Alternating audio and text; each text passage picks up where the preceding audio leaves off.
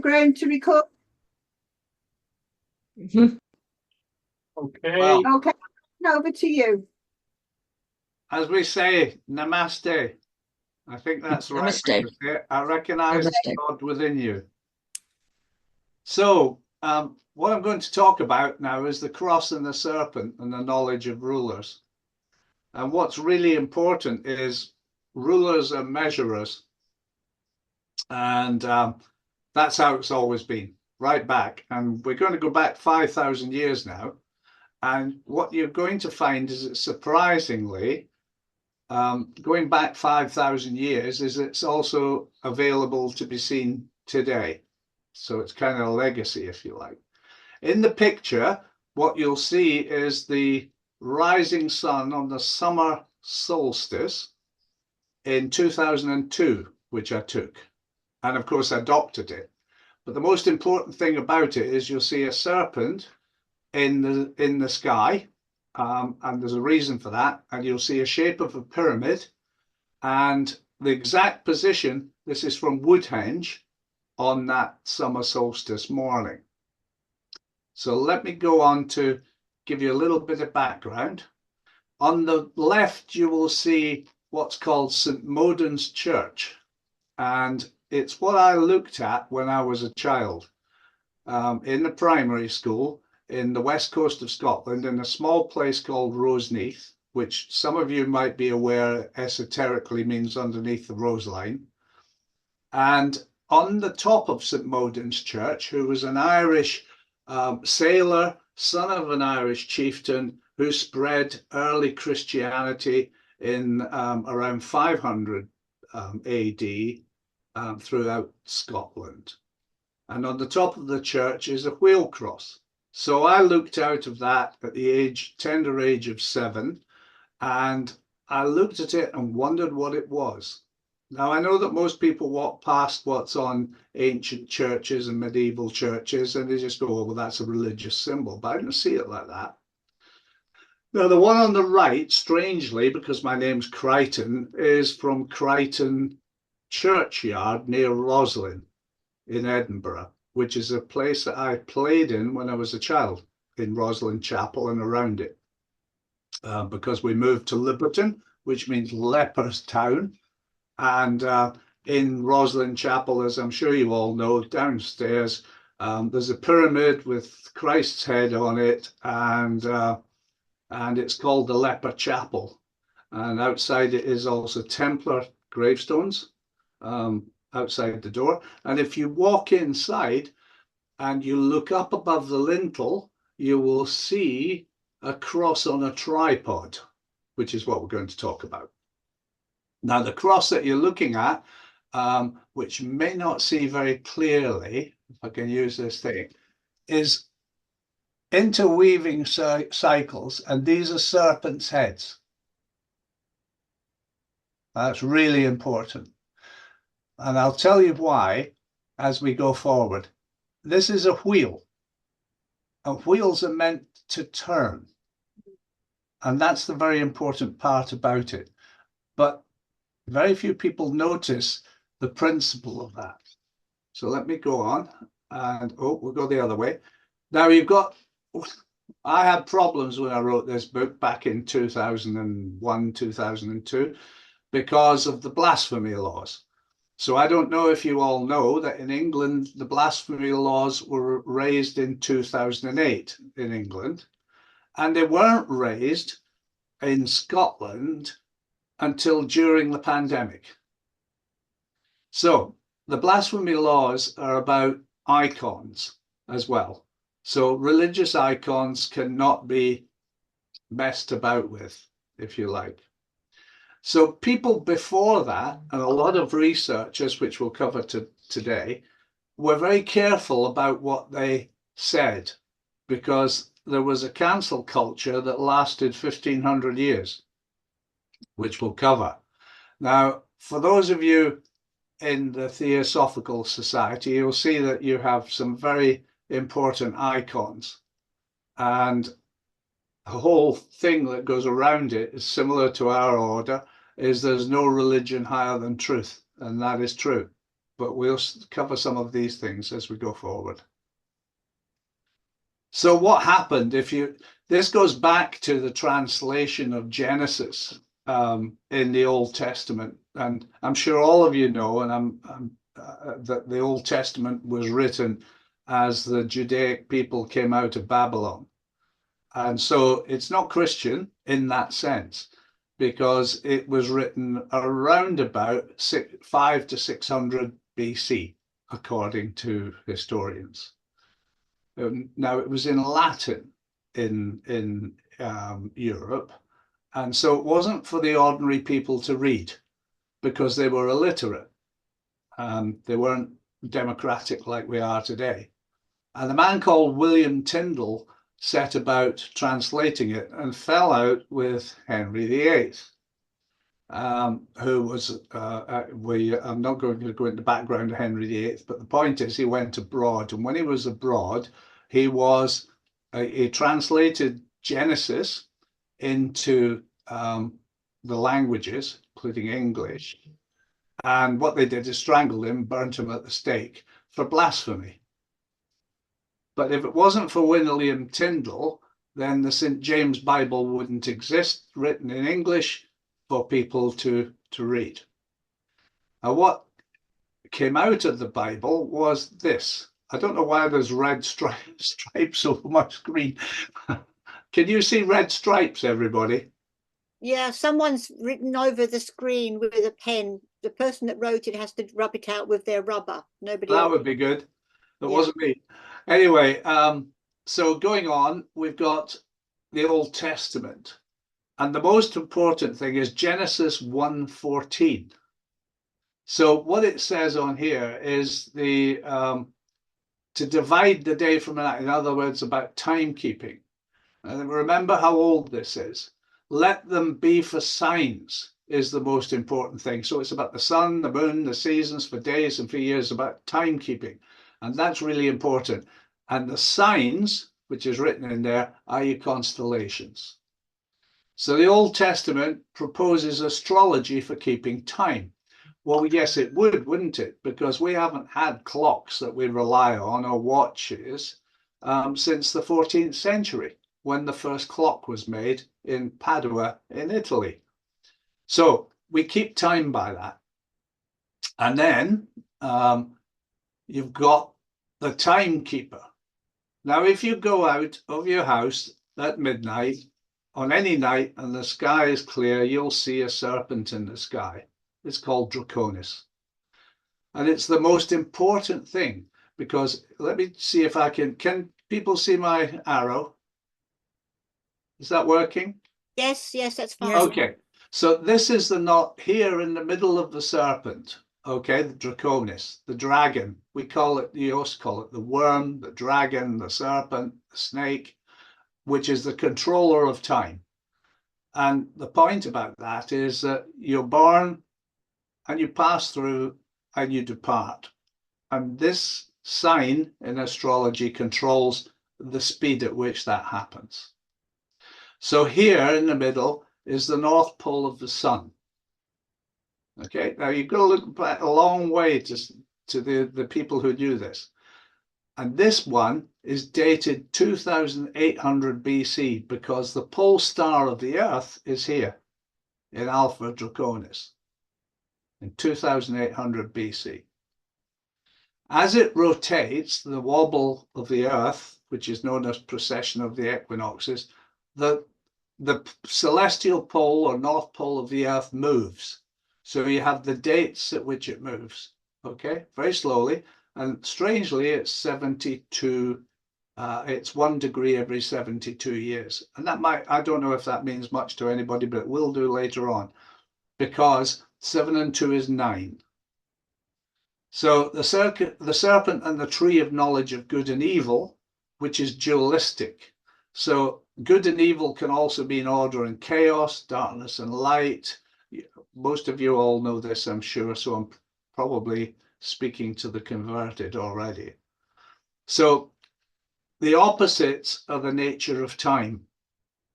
And the circumpolar stars in the north showed that. Okay, So Genesis 3.5, the serpent gave the knowledge of the tree of knowledge of good and evil and the fruit of it. So the point about the fruit of it is if you know the nature of time, then you can project or figure out what you want to achieve.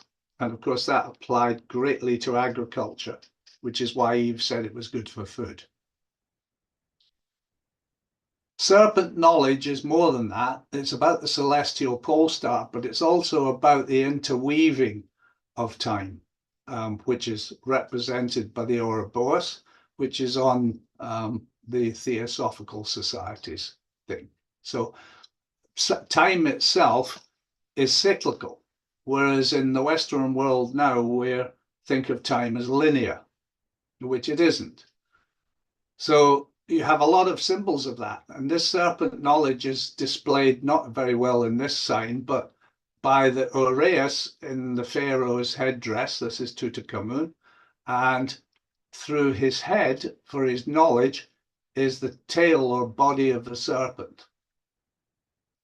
And he's a ruler. It's really important.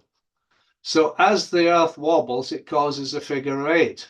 But this also applies to the sun. So the sun creates the same shape if it's looked at on the same time every day. It makes a figure of 8. And science has taken that on as a symbol of infinity. So on the winter solstice in 2500 BC, this is what the Egyptians saw in the sky.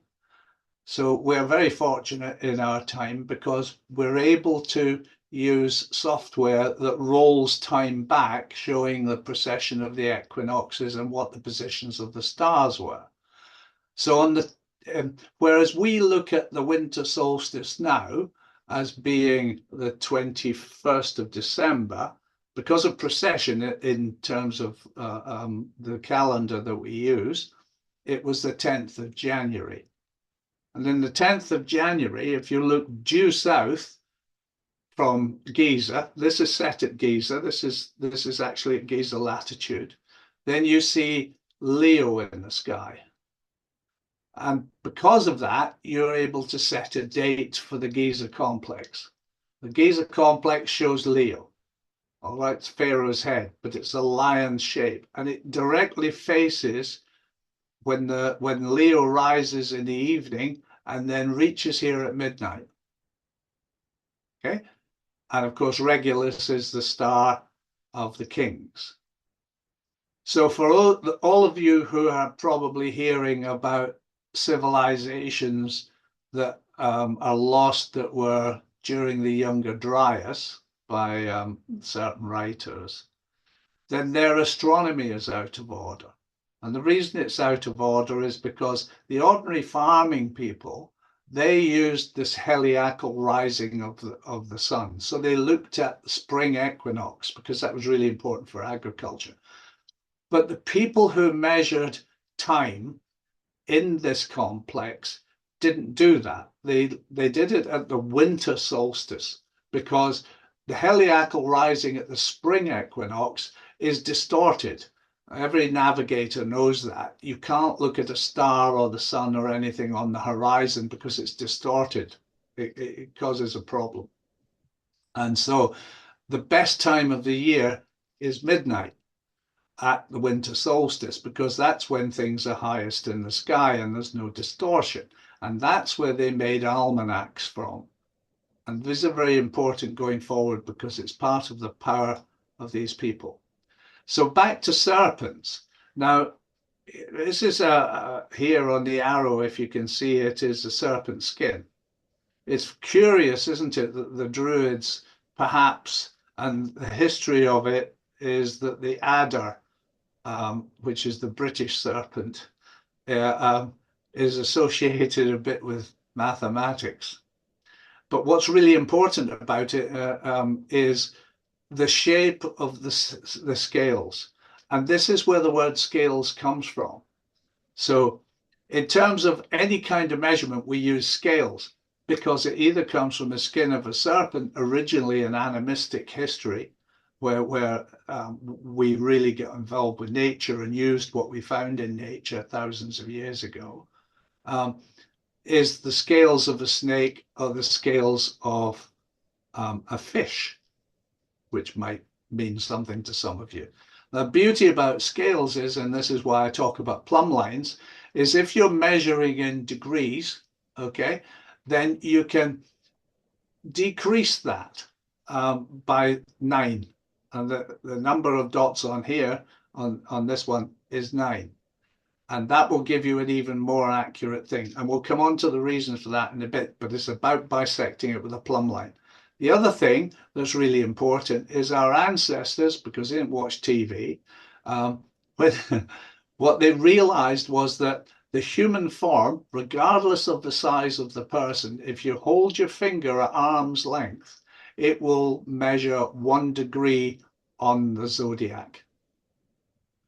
And so the moon is half a degree. So it fits. If you ever go out on a night when there's a full moon, hold your finger up to the moon and you'll see that 2 moons fit into the width of your finger, even if you're a child. It's the proportion between us and the zodiac. So we see that in time and navigation. We're going on to the pyramids now, which is quite important. Time, navigation, geometry, and surveying comes from the Sumerians. 5,000 years ago, they invented the 360 degrees, and about 5,500 I've written it, and it's 360 degrees times 60 to give you minutes and times 60 to give you seconds.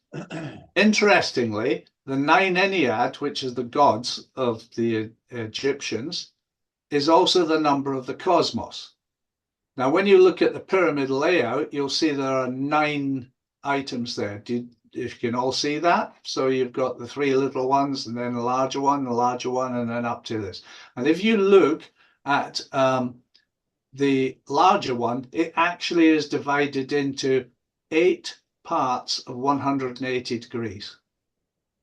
And so what you can see here is 8 times 180 equals 1,440 minutes, which is how many minutes there are in one 24-hour revolution of the Earth. 24 hours times 60, 1440.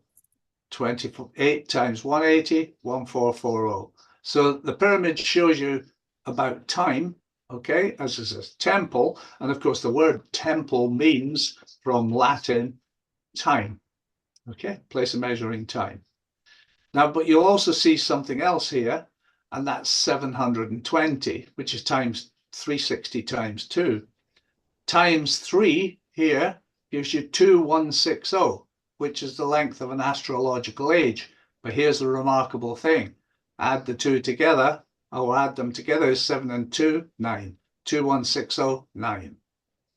It also has to do with the tilt of the Earth, because the tilt of the Earth that gives it life, gives the seasons, gives agriculture, 23.4 degrees. Add them together, 9. There were no zeros in the Egyptian time. There were no zeros in the Greek time. In fact, it was quite dangerous to use zeros, and there was no zeros in the Roman Catholic time during the Middle Ages, in the Renaissance, because there is no such thing as zero in nature. If anybody can show me nothing in nature, I'll be most impressed. So, the Seced and the Earth's polar circumference. This is something I discovered, and you'll see why in a bit. So the Seced and the Earth's polar circumference, the angle of degrees of the Great Pyramid of Giza is 51.8 degrees. And what's really important, we'll go on to as we carry on, is how we discovered this and turned it into feet and inches. Now, I don't know how many of you know, but feet and inches are only kept in Britain, the United States of America, Myanmar, and Liberia. The rest of the world has gone to meters after the French Revolution. So we preserve it. And if you use the meter to make any of these measures, it won't work, because it's a combination of anthropic metrics, the human form, in relation to the cosmos. So 51.8 times 60 times 4, okay, is 12,432, equals 24,864 miles. And that's the polar circumference of the Earth. You might think that that's a coincidence. There's a lot of academics who it scares say.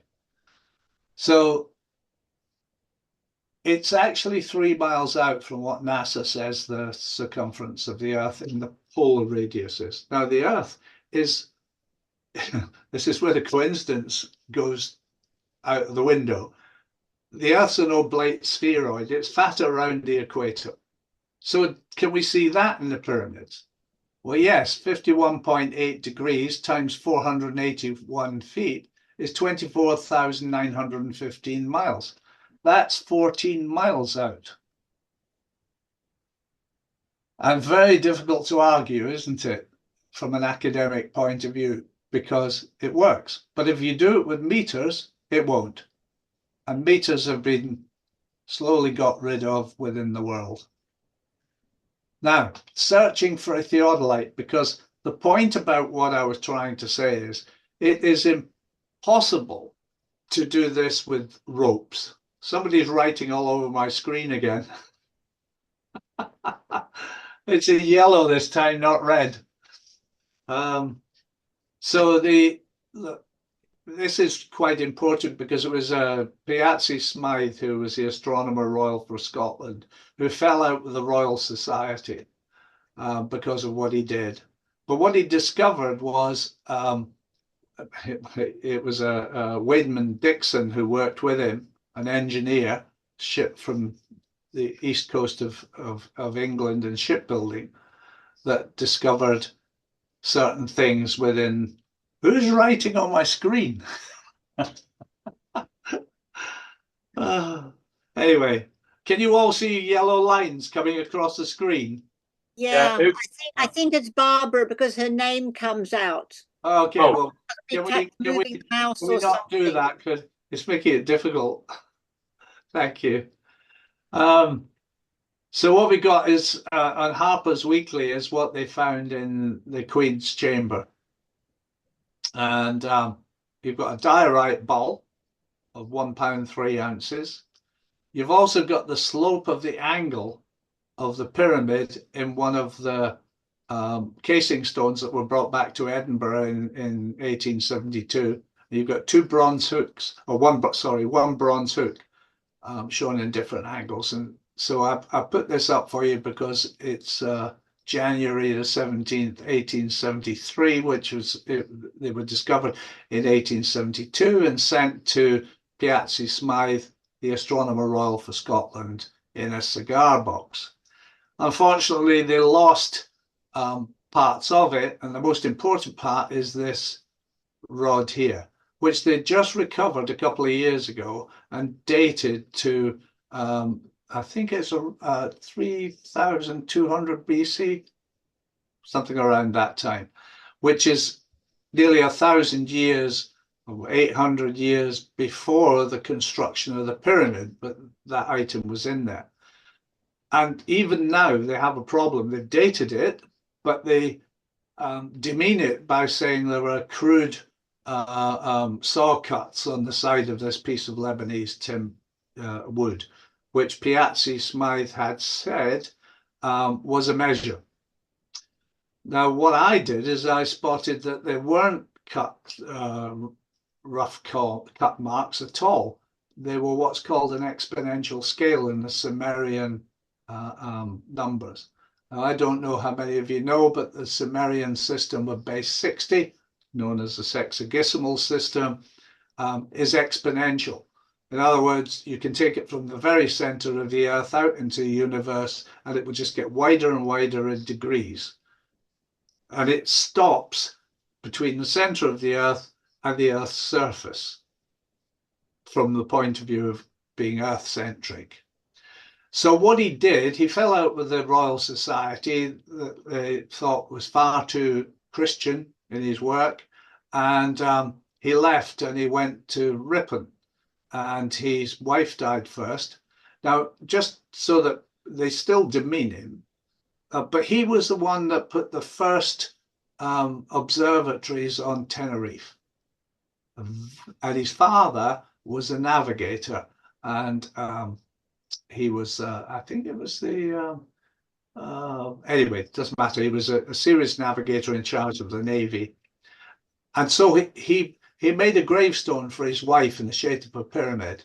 And to prove the point, he put a cross on the top. Now, remember we were talking about blasphemy. The point is he couldn't do that, could he? He left a message in this gravestone in Ripon for those with eyes to see. So let's go on. So what I did is I took the pieces apart, and firstly, this is an Aries sign. If you can you all see my arrow? Do I want Yes, to go we back? can, Crichton. Can you see it? Yeah. Okay, good. Thanks. So that's the sign of Aries. And that's correct, because the pyramids were built in 2570 BC, just as we were moving out of the age of Taurus into the age of Aries. And so that's pretty accurate. But it's like most things, they're dualistic. So it was made in bronze during the Bronze Age. And the thing about that is, if you're out at night and you want to measure the stars and the angles of the stars, if you hold something up that's made of wood or anything that's dark, then you're not going to see the stars. But if you've got a torch or a light or a fire behind you and you hold them up, it'll reflect off the bronze. So what I did is I took that, put crossbar on it. Now remember, I wrote this way back at the time I was applying for a patent, so I didn't make too much like a Latin cross, as you can imagine, for those obvious reasons. No agent would publish my work, you know, because they were scared. Well, so was I a bit, but not that much, because they granted the patent. So around the top, you wind a plumb bob, okay, which is part of what I was showing you earlier on in the Dixon relics. You've got a plumb bob and an exponential scale here. I hung it on the side. And with that, you can measure any degree. And if you look at this one on the right here, are all your photographs in the way of seeing this? Yes, they are, Crichton. Can we do something about that, please? The photos are showing up like they are on your screen. Yes, I know, but you can't see the drawings to the right. I'm not sure if we can do anything about that. It just wants me on there, doesn't it? And I see two drawings to the right. Can you see the whole drawing? Oh, I can, yeah. I see a drawing with a man and an angle, like Yes, a so he's square. measuring in the plumb and a line, cross. dissecting it. You can see that, okay? Yes. I don't mind about me not seeing it. I know what's on there, but I didn't want anybody to miss it. So what I did is I assembled this, which is a Latin style cross. And I made the angles of the degrees. This is exponential, so they go like this. They don't go straight up and down as you might see in the Masonic square, which is not exponential. And the point about exponential is it's narrow. Each of the measurements are narrower here than they are here because it goes on forever and expands. The beauty of that is to know that a circle is full of infinite angles, right down to infinity and out to the cosmos. And that's the point about this Sumerian system of 360 degrees is amazing because it's 5,000 years old. So if you hang a plumb line on that and then you tilt it, then what happens is it measures the angles. Okay. So the other thing is they could then do several things. They could measure by the moon and they could make what's called a midnight ephemeris. So I did this last year just so you could see. So I'm going to take this up here again and say at midnight on that particular night, then we had, I think if I remember it was Venus, but I'm not sure. Anyway, one of the planets, so it's quite bright, and the moon was here. 24 hours later, the moon was on the other side of that planet. Do you see? Okay, so I'll throw it up on the software program. You'll see the moon is here in Aries. And the next night, the moon is the other side of Aries. And that's 12 degrees. And that's really important because the moon travels backwards at 720 nautical miles or arc minutes in 24 hours. What that means is if you're doing something like a prime meridian, then you can make an ephemeride, which says the position of the moon at your position is so many degrees to the east or west of, say, a planet or a star or a decan. So that if somebody is sailing a boat miles away to the west or the east, and they find midnight, which I'll show you how they did it. If you find midnight, then you look at your ephemerides, and then the difference in degrees that you measure between that and the star or the decan or the planet allows you to determine how far away you are from the prime meridian, which is similar to what happened, but it's called lunar distancing. And it works like this.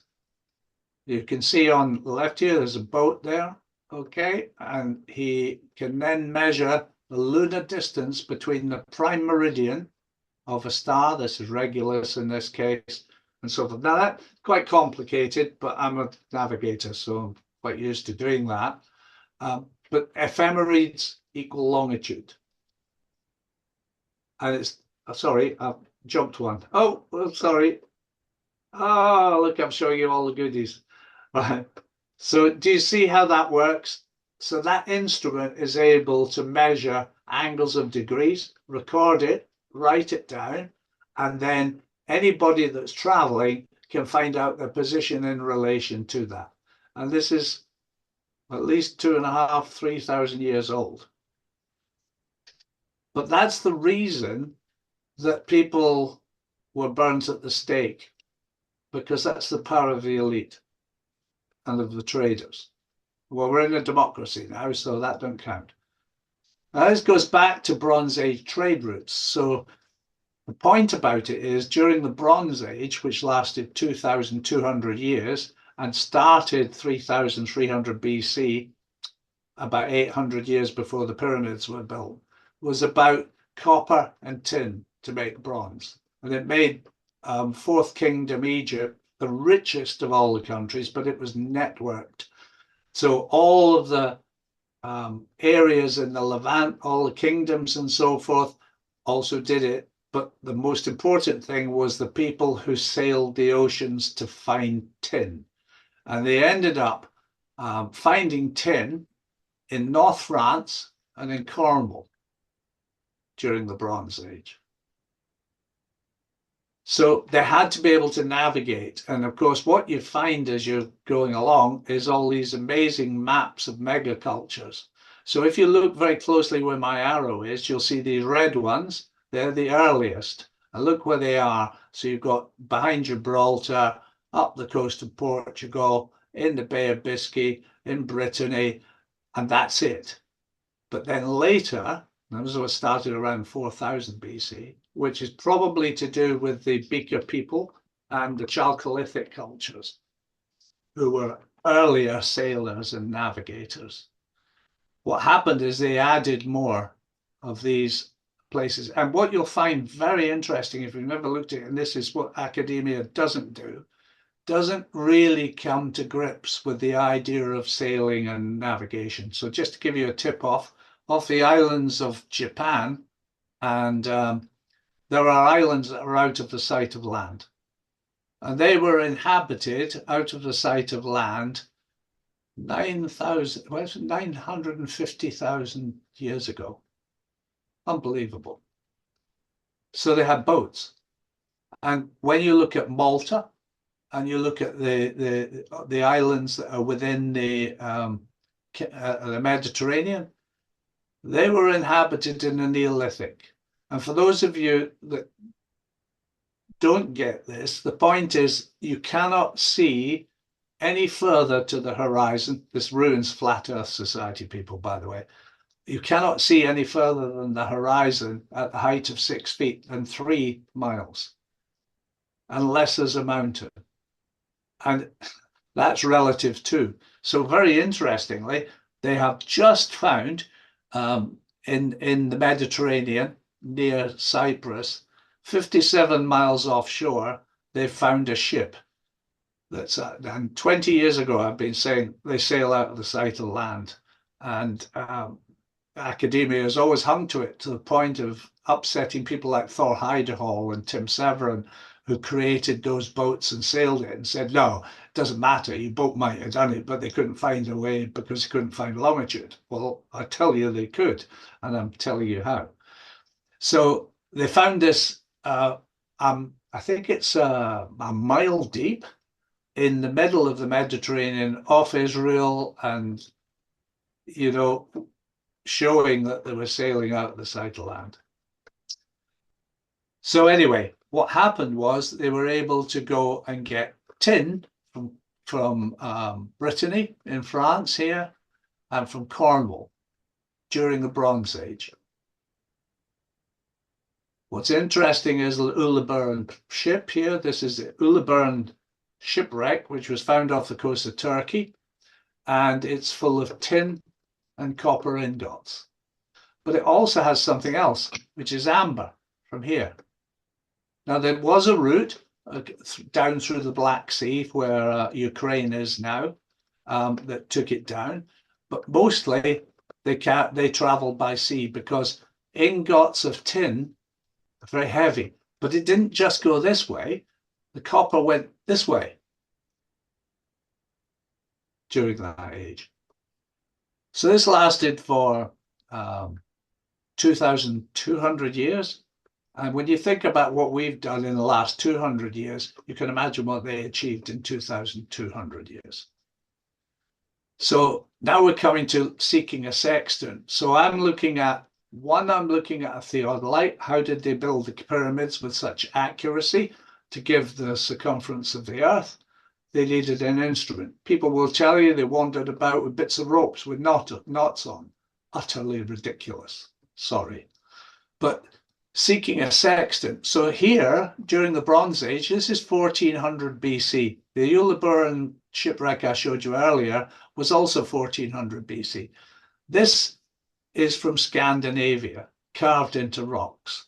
And you'll see it's a ship, and on it is a solar cross, which is what they navigated with. And they left that for you to see. This one comes from near Stonehenge. It's gone out of my head now what the name of it is, but this is a solar cross. And what's really interesting about the solar cross is if you count the dots, there's 7 days in a week, 4 weeks is a month. And round here, round the outer edge, you can also count it. Now here is the Minoan one. And the Minoan is this is a mold, okay, and it's cast during the Minoan seafaring period before they were destroyed. And again, you've got the dots to give you the times of these are the solar wheels. Okay, so seeking a sense of Minoan, Wiltshire, and Scandinavia, all interlinked. Look, it's the same thing around the same time. So what I did is I made a cross on a wheel, and I patented it to prove it should work. But here's the interesting thing. It tells you in the Old Testament, thy rod and thy staff shall comfort me. Psalm 23.4, a rod is a measuring stick. That's what rod means. It isn't something you beat children with like the ignorant think. And so rod mounted on a staff is a cross. And so I made one. And I went all over the place. I've been to Scotland, I've been to the Caribbean, I did Portugal, did France, did all these things, measuring these to make sense and of what it was doing. Okay, so I also took the plumb bob. Now the bob, which is all the same, so up in Aberdeenshire, there have been 400 of these found. This one actually is from Skara Brae. It's the same size as the ball in the Dixon relics. And I also found one in Tenerife at Thorheiderhalls, the pyramids of Guimar. I don't know if you guys have ever been there, but it's quite remarkable. So it's in Tenerife, which is the route to the Americas, which is in my book. It tells you how they navigated. And what you have is cup and ring marks, and nobody knew what they were for. And so what I did is I took a ball, okay, and I stuck it in the cup and ring. And what it ended up is what you call a spherical, oh dear, what's the word? Sundial, a spherical sundial. So what happens is it highlights, but you've got to wet it. So what you do is you wet this, you put water on it, you put the ball in it because you're carrying it with you in your pocket, and you put a ball in it, and it will tell you the position of the sun or the moon in relation to the earth.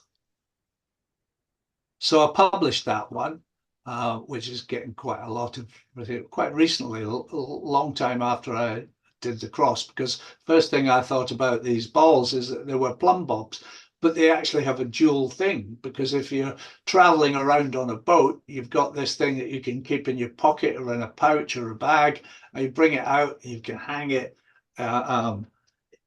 like this. Okay. So you can also take it out of its bag and you can pop it in one of these things. This one here is in Spain, this cup and ring, and they're all over Scotland, and they're all near the coasts, and they're all near rivers, so navigable rivers. And you pop that in there and then wet it, and it shows you, like a model of the Earth, exactly what latitude the sun's on. Brilliant, isn't it? That's your ancestors for you. So all I did is discover it. I didn't invent it. So what happened then? In the Bronze Age collapse in 1200 BC, 2,200 years of development was completely destroyed. It happened through earthquakes. It happened with the Hekla 3 eruption in Iceland, caused climate change, caused famine. It caused inward migrations to the wealthy countries. Does that sound familiar? Followed by war and destruction. The elite fled. Okay, so those that weren't killed and the cities were burnt, but those that weren't killed, they ran away. And we know that now because of DNA. So, which is a great invention, discovered something, learned more about our human history. Climate change is an interesting one. Sorry? The climate, yes, Climate change is an exactly. interesting one. Exactly, it's cyclical. We're running up and down saying, yeah, we've done all this damage when it's blatantly been a cyclical thing for thousands of years. I've got to clap you for that because you're quite right. Do you know the reason I discovered the cross as an instrument? I didn't believe this is when I was 40 odd years old. Yeah. In the 1990s, and they were on about climate change then, and I just didn't believe it.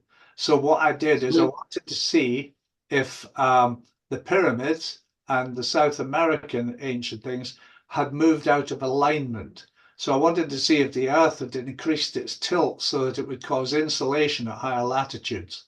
Yeah. And what that did is divert me into finding how they measured those things in the first place. So it was climate change that brought about this discovery. Isn't that amazing? Anyway, yes, you're quite right. It's cyclical. I agree with you. And it's interesting. We've entered since records began of a solar maximum of coronal mass ejections. Absolutely. The only thing able to influence the global climate is the sun. Well, of course it is. And it's variable. And that's the whole point, isn't it? And of course, the other thing I studied was the Milankovitch cycles, which was part of that at the time. And it's worth looking at if you guys are interested in it. But the point about it is the sun is variable and it decides what it's going to do. And just a little bit of an aside, my dear wife took my grandchildren out in the spring this year, just as there was a solar maximum going, and we get hit by you'll have all heard about the aurora borealis coming very far south. Well, of course, that's fine, but she took him out the next day, and it's, you know, you wouldn't normally get sunburnt, but come on, you know, you're in the middle of a sunburst, and they all got sunburnt. And my granddaughter, who's 10 years old, sang a song about how grandma managed to get her burnt in the sun. Anyway, we're totally unaware, aren't we? But quite obviously, you know, generally the public are unaware of the effect of the sun. So yeah, we had climate change, and famine followed that. And then on with that, we had outward elite migration. Now that is people fled the scene. It's a bit like Elon Musk wanting to go to Mars.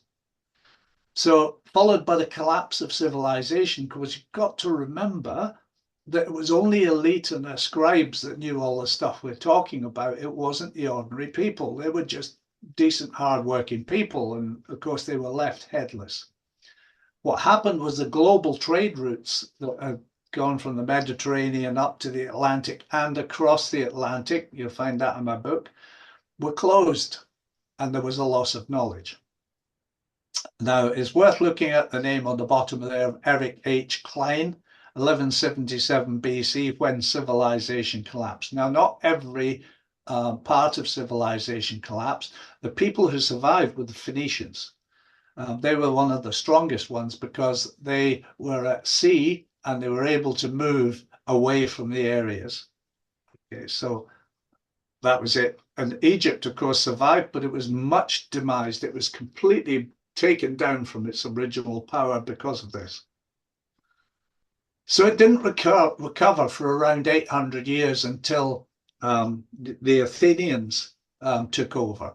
And the Athenians, of course, went to Egypt and found out a lot of their stuff. And so we're going to talk about the Greek Antikythera mechanism, which is, people are confused on the dating, but it was found beginning of the last century in the island of Antikythera.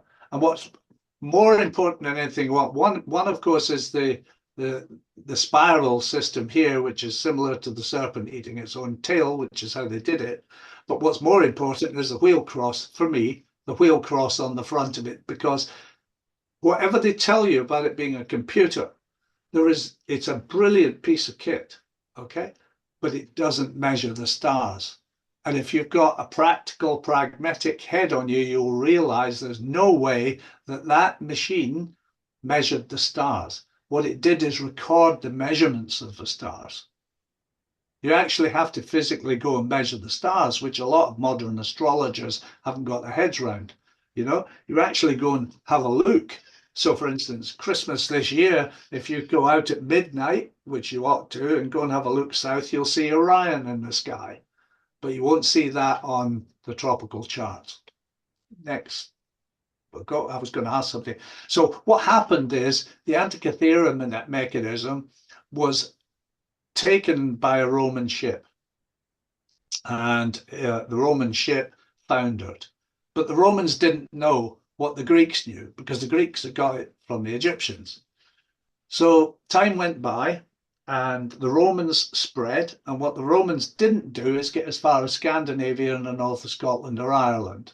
And so the old systems were kept there. So very briefly, I'm going to tell you that when the Roman Empire fell, within not many years, the so-called Vikings, Viking just means exploring, by the way, the people from the north, who managed to keep their information, spread throughout the Mediterranean, opened the old trade routes up.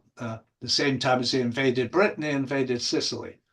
And of course, they were called the Normans, which is Normandy in France, because that stands for Northmen. And the Northmen traveled all the way down south, and when they landed in Sicily, built it up, and eventually what happened is they created, with the people in Normandy, they created the and the popes, because they were all intermixed, you see. There were popes that were also part of the royalty. Anyway, what they did is they started the Crusades. And in doing the Crusades, which lasted roughly about 400 years, they took over the county of Edessa, Principality of Antioch, county of Tripoli, and the Kingdom of Jerusalem. And most people think that mostly what they were doing was in the Kingdom of Jerusalem. But most important thing was the county of Edessa and further abroad. So if we talk about the cross patee, which everybody gets excited about because it, well, not everybody, but many, because it's a Templar symbol, okay? Trust me when I say to you, they got it from here because there it is in a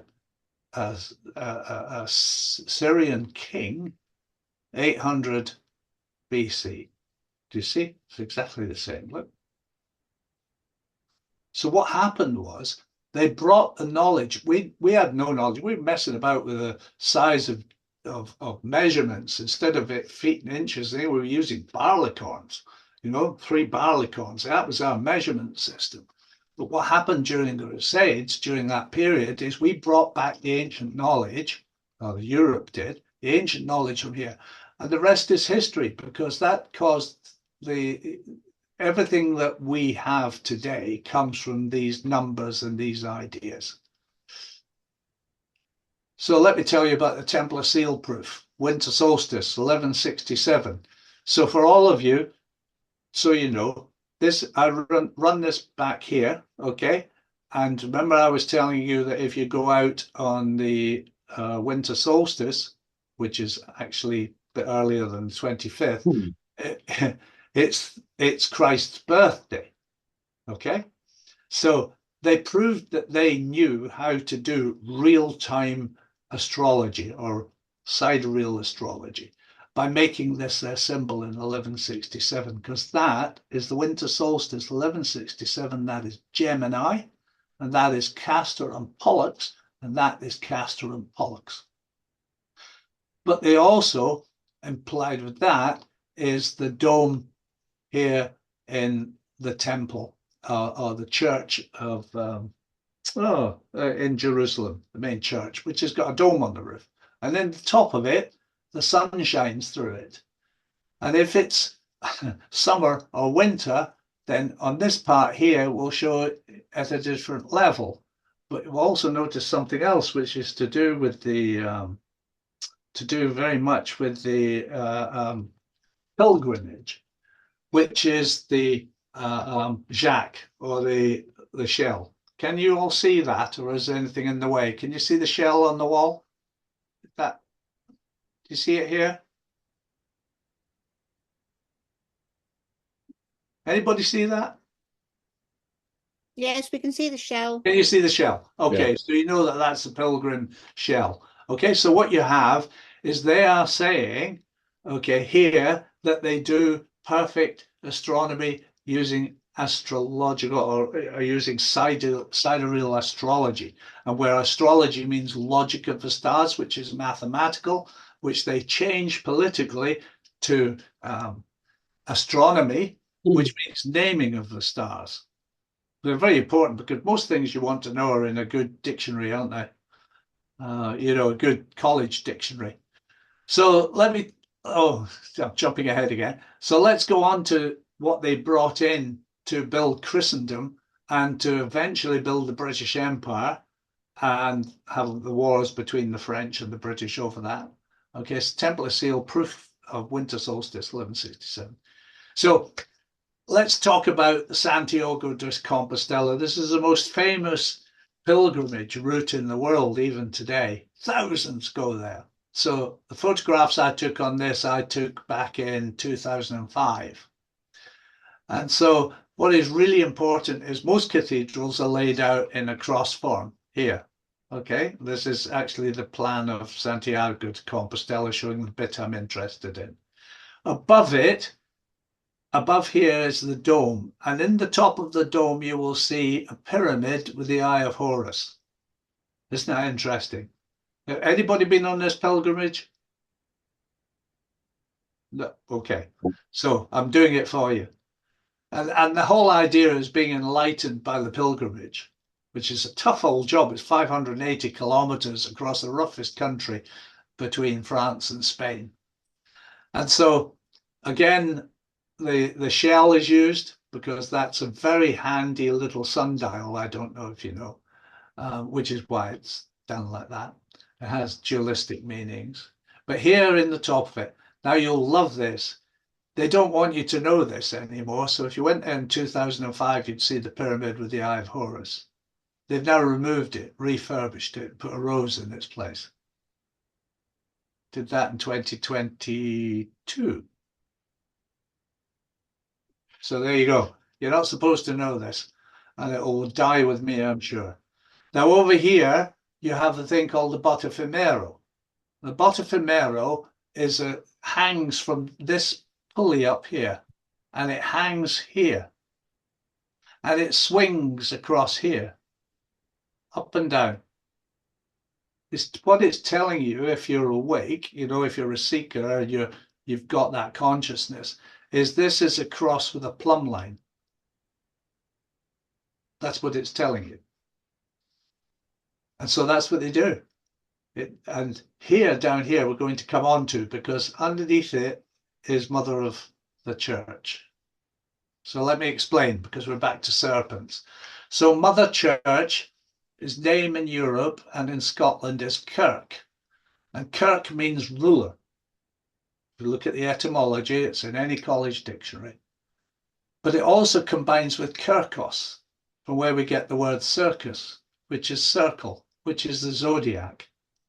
Okay, so that's the zodiac has to do with the horizon, and the horizon comes from horology, but it comes from god Horus, and zone means belt.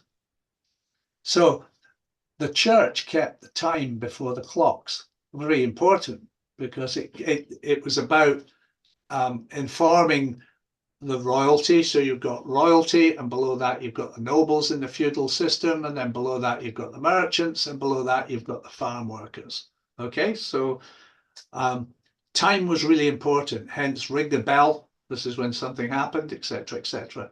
So zodiac, Kirkos, circle, zodiac, house of God, Kairos in Greek. Ruler, measure of circles, and keeper of time.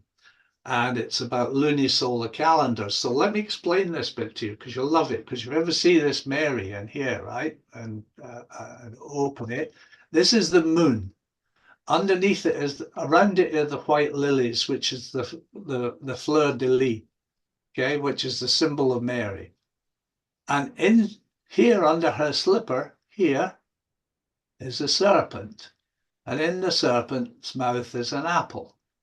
And in the apple, if you cut any apple, take one out, to do it tonight, get an apple and cut it not the normal way, but cut it across, And what you'll see is a pentagram and a 5-pointed star. Why is that important? Because that's the number of the moon. So if you take any pentagram and divide it by 72, you get 5 angles. But it's also the number of the moon, because it's the moon that causes the wobble of the earth with the sun, called precession. And that is 1 degree every 72 years. And then we go back to what we were looking about in the pyramids, and you'll see 720, okay, which is twice 360 in the angles of 180 degrees. But more than that, around her head, she has the 12 signs of the zodiac. And under her foot, the controller of time, because the time is the serpent, it's astrological. Now, you can't read the Old Testament or even the New Testament or understand the church if you don't do real astrology. I hope you found that interesting. So what they did is after they got all the mechanics of the knowledge of the Greeks, they then assembled this clock here. And it's the first astronomical clock in Orlok in Italy. And it helped with building the Phoenician trading empire, because it has all the signs of the zodiac, okay, the position of the sun, and the phase and position of the moon with the earth in the middle. A bit like the ball I was showing you, you know, remember the ball in the cup? Same thing. So mechanizing the zodiac. And since then, we don't bother with the other stuff anymore.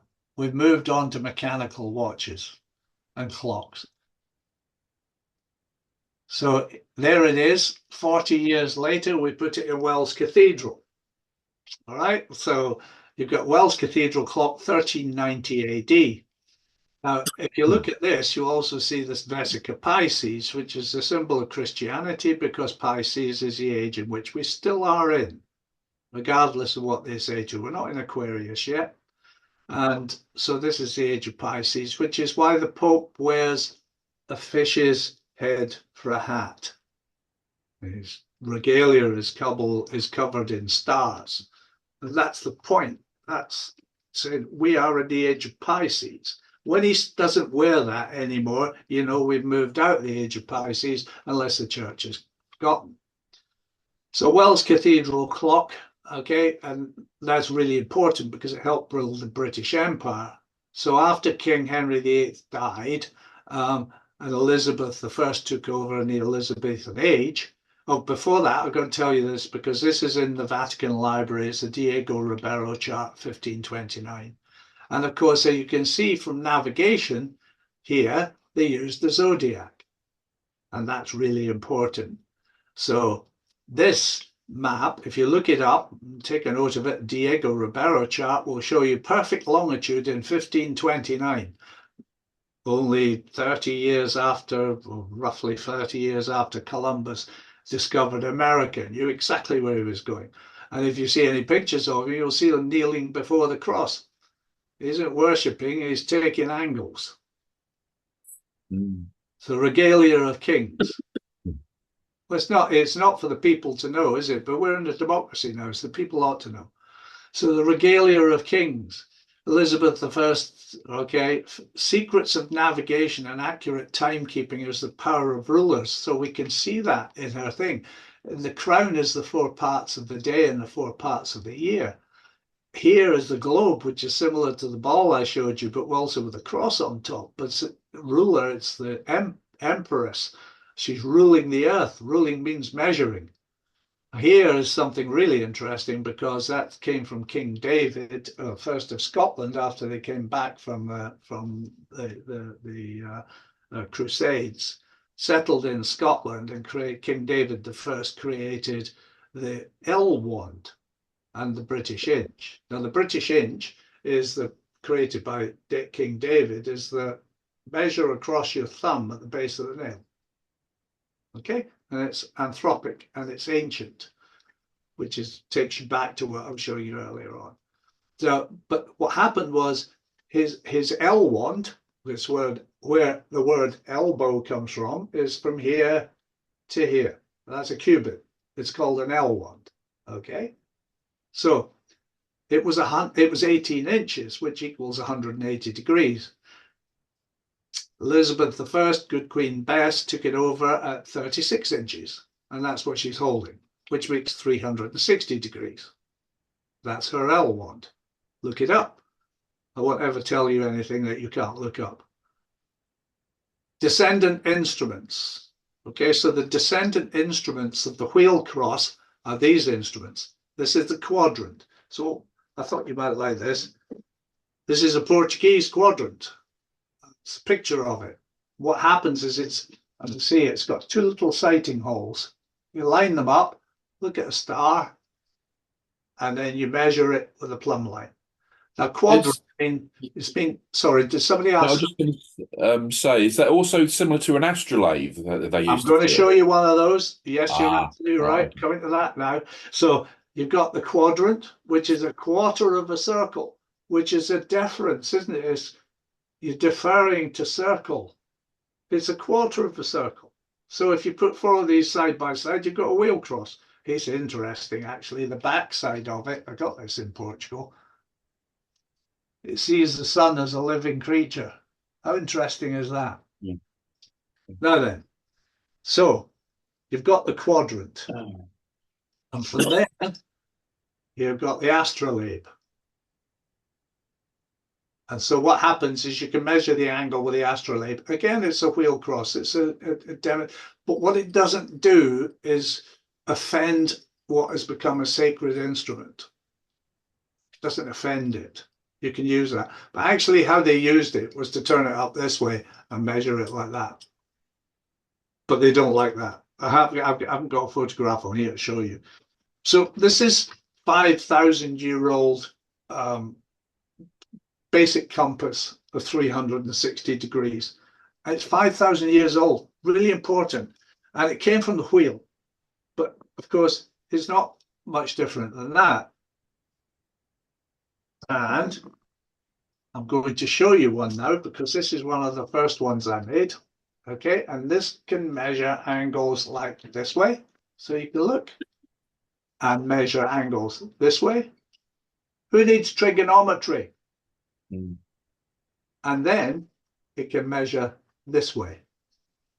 So, and what that turned out, you'll like this because this is a polaris, which does exactly the same job. It's named after Hannibal's navigator. You know, when Hannibal came across the Mediterranean, then took his elephants and went over the top of the Alps and came down into Rome and annihilated them for a bit. He used the polaris. That's what this instrument does, exactly the same thing. Now, you've got to remember, those were Phoenicians. So if you really want to see how interesting, the Phoenicians, I don't know if you know this, but how many of you do, but the Phoenicians invented the alphabet. So the alphabet means house of God. And it's the letters we use now. So it was right to left, not left to right. So A and B are signified as Taurus, which is when it was invented in the age of Taurus. This is why A is a symbol of the head of a bull. Flip through 90 degrees. So alphabet is Aleph Bet, which is Semitic Phoenician. And it comes directly from the stars, as it says, I think it's John, isn't it, in the New Testament, who says, and the word was with God, means it was in heaven. It came from the heavens. We use it, and we have no idea where it came from. Go through our whole lives reading A, B, C, D, E, and have no idea. But the most important one is Teth. And Teth is a wheel cross in Phoenician language. In the early Hebrew, okay? It's a wheel cross, and it represents the number 9, which we'll come to. So those are descendant instruments. Hope you like that. Okay, now, the Bureau de Longitudes and the Tropical Zodiac, what they did is they slipped the sidereal zodiac back for ordinary people and for their enemies, and moved it back 30 degrees and 2,000 years. And called it the tropical zodiac. Because they didn't want anybody to know that they were trying to navigate the oceans and beat the British Empire. Well, the British Empire was expanding like crazy, and it was dealing with India, and it was crossing Egypt to do that, and the French didn't like it. Napoleon went down, tried to conquer it, so and created a meter. All right, everybody knows that's old history. But the point about it was, the art of navigation, as I showed you earlier on, is knowing what the real stars are in the sky at the moment. Now, whenever you're looking, all right? Whereas the tropical zodiac is 30 degrees out of line. Well, that's lovely because 30 degrees, when we try and think about this, it's 60 miles a degree. Put your enemies right off course. 30 times 60? Well, so far out, it isn't true. Okay. So let's look at what Britain did. So longitude 180 years before Harrison. Hopefully you'll all like this. Are these photos in the way? Shall I move them? I don't know if that makes any difference your end. That look fine to me. Okay, fine. So what you've got up here, okay, is 180 years before Harrison is the Christopher Saxton map of England and Wales, made in 1573.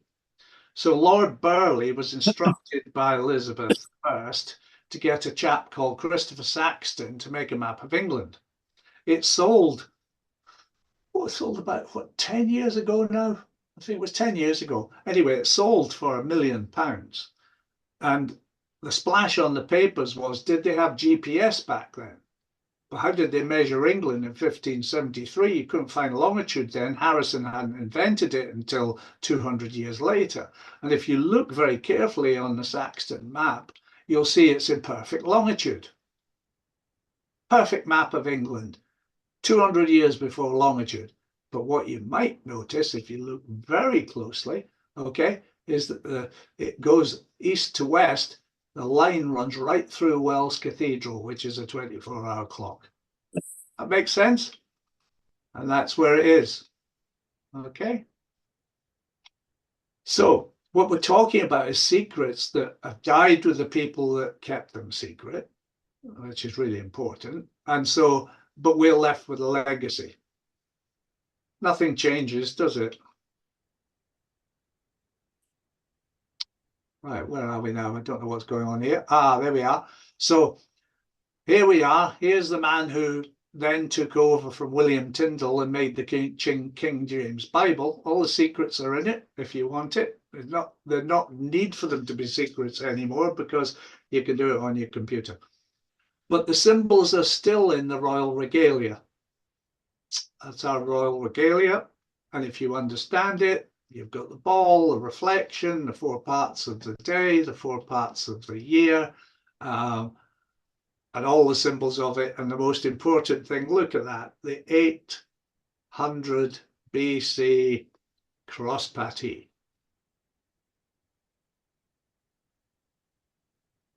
Let's see it. Oh, there you are. Psalm 82.6, guys. Thou art God's children of the Most High, which is our responsibility on the earth, isn't it? And I do lectures on at the Order of the Fleur-de-Lis. That was me doing an oration in Queen's Chapel, Cambridge in September on knighthood and the reasons for the tenets, and I think in your insignia also truth above all, which is really important. Honor above self, duty above wealth, justice above the law, which we could do with right now, and truth above all. And well, there we go. I wrote a book and a member of the Order of the Fleur-de-Lis, and that's my, for what it's worth, which I think is quite something, to be honoured for the discoveries I made, bringing back history. I've got a shield, and it's by Princess Elizabeth, who is first cousin to our present king. Questions? Yeah, interesting. You want to stop sharing, then we can see if anyone's got the hand up. Yeah, I'm just looking at how to do that. Press the green button again, Crichton. Yeah, I can't find it. Oh dear, I'm such a... For all my... You can see why I'm interested in ancient technology. Put your mouse on at the bottom of the. Down the bottom where you pressed before, Crichton. Oh, to I show think your I think screen. it's... Yeah, I think I... Oh, If you It'll put be your there. mouse I'm on the there, internet now. put It'll the be- arrow, put the arrow to the bottom of the picture, and it will come up. Oh. It won't become visible until you lower your arrow a bit more. Well, do you know what? I'm on the... I'm not on that. Hang on a minute. Stop share. There we go. It was at the top. Right, Hi. There we go. Hi, guys. I hope you didn't find that too wearing. It's 25 years is in my head, but I mean, to do it in an hour is crazy. There we go. That's very good. Anybody got any questions? Yeah, a quick one for Crichton. What's your view on the Great Circle? The Great Circle. Yeah. I'm Because not you sure. were so it was something I saw that certain authors have been postulating of alignments of ancient temples across the globe, and they form in a very narrow line. Think places like Giza, Easter Island, the Dogon lands, Abu Simbel, they all line up on an equator of 30 degrees around the planet, and it's called the Great Circle, where certain archaeological sites have been built upon by the ancients and reused again and again. Now, Well, 30 degrees is really important because it is because it's the tropic. I think it's one of the old equators that yeah, was used. yes. I just wanted your view on that. Well, my view on it is that 30 degrees is really important. I mean, it was just slightly 29.9 degrees where they built the Pyramid of Giza